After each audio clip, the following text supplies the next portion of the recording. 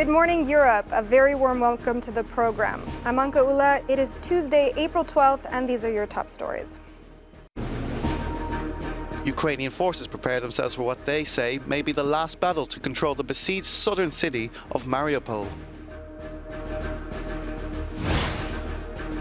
UN officials warn that women in Ukraine need more protection as evidence of sexual violence continues from areas taken back from Russia. And months after the La Palma volcano erupted, the island opens up safe zones for tourists. But residents are still coming to terms with the destruction left in its wake. Ukrainian forces are readying themselves for a last battle to control the besieged southern city of Mariupol.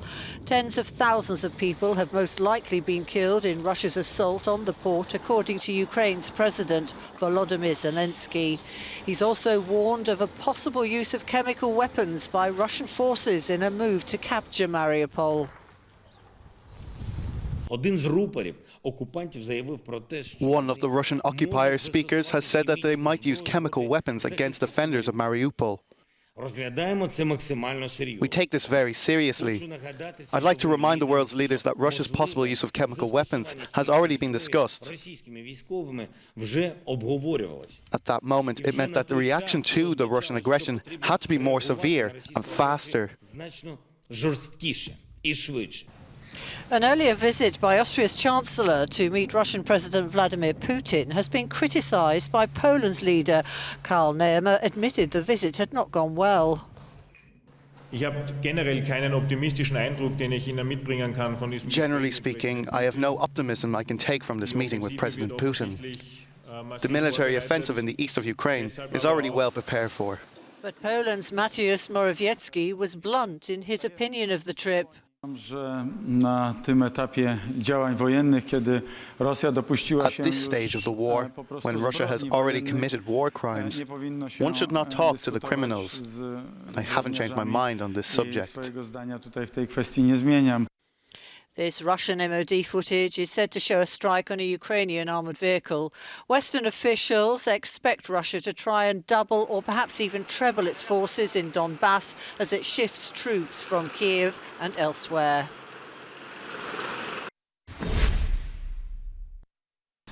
As EU foreign ministers met in Luxembourg yesterday to discuss the effectiveness of its sanctions against Russia, Shona Murray recaps on the outcome of those meetings. Well, the EU's foreign policy chief Josep Borrell last night accused Russia of exporting famine and exacerbating food scarcity by bombing Ukrainian wheat fields and also blocking the exportation of food abroad.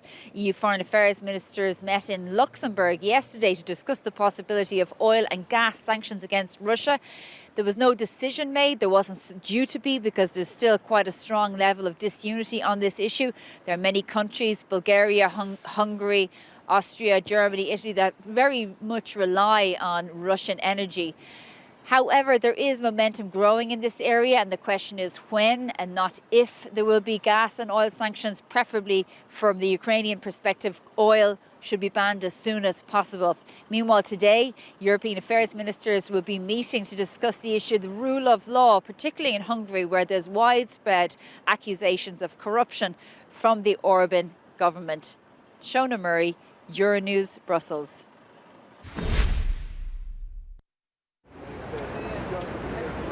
UN officials say Ukrainian women need more protection as evidence of rape and sexual violence emerges from areas retaken from retreating Russian forces. Gang rapes, assaults at gunpoint, and rapes committed in front of children are among the grim testimonies collected by investigators. Thank you. Your Excellencies. Excellencies, we are increasingly hearing of rape and sexual violence.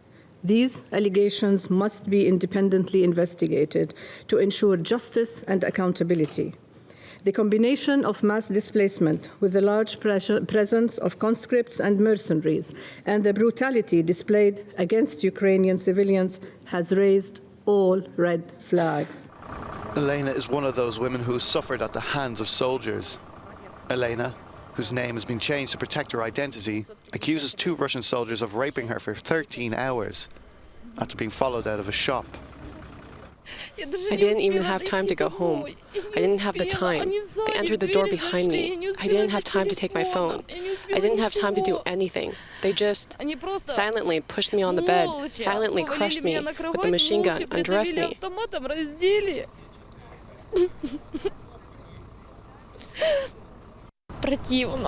It was disgusting, very disgusting. I don't want to live. Rape is considered a war crime and a breach of international humanitarian law. Both Ukraine's Prosecutor General and the ICC have said they will open investigations into reported sexual violence.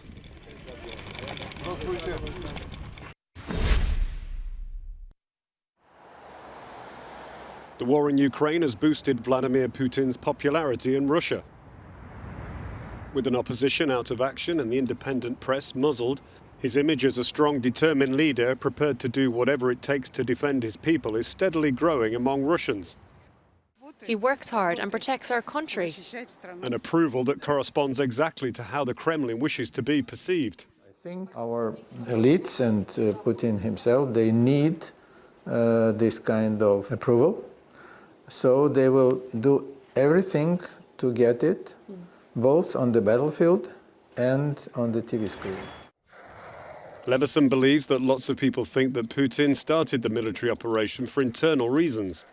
According to the polls, since the beginning of the war, his popularity rating has jumped from 63 to 83%. But can we trust these statistics? Let's imagine they are lying.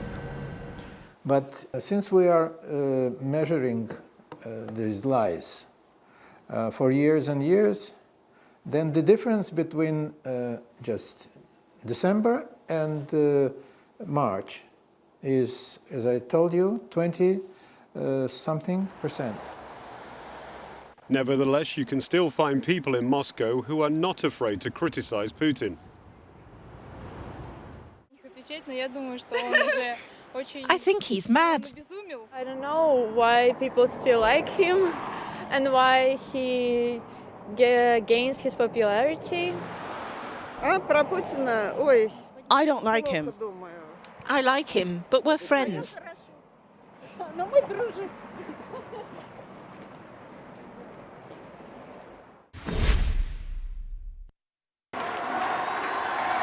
The French presidential election is entering a new stage. It's now a face-off between outgoing President Emmanuel Macron and far-right candidate Marine Le Pen. In a rerun of the 2017 election, the two fundamentally different campaigns are set to clash once again, starting this time with the European question. On April the 24th, we can make the choice of hope. We can make the choice of France and Europe together. Macron is a staunch defender of the European project. But compared to his first run for president 5 years ago, the same enthusiasm for the EU is not on display. I think he has to take into account the logic of the second round, which assumes a carry-over of votes, especially those of the far left, Jean-Luc Mélenchon. So Euroscepticism is not only on the far right, it is also widespread on the left. And in his last speeches, he called for a gathering of social democrats and neo-Gaullists, so not exactly passionate European federalists. Despite Marine Le Pen dropping support for leaving the EU and a so-called Frexit, her programme remains deeply Eurosceptic. I will bring back France's sovereignty in all areas, which means the freedom for the French people to decide for themselves and defend their interests. And her National Rally Party continues its opposition to France's European commitments. Marine Le Pen is questioning certain obligations of France and is considering, for example, re-establishing border controls on goods, which would re-establish French borders within the single market, which cannot happen. It is contrary to the treaties. Her migration policy obviously would also be strongly at odds with European commitments and partnerships with other member states. It's not just two polar opposite visions of France in this campaign, but also two different visions of France within Europe itself. Christopher Pitcher's Euronews, Brussels.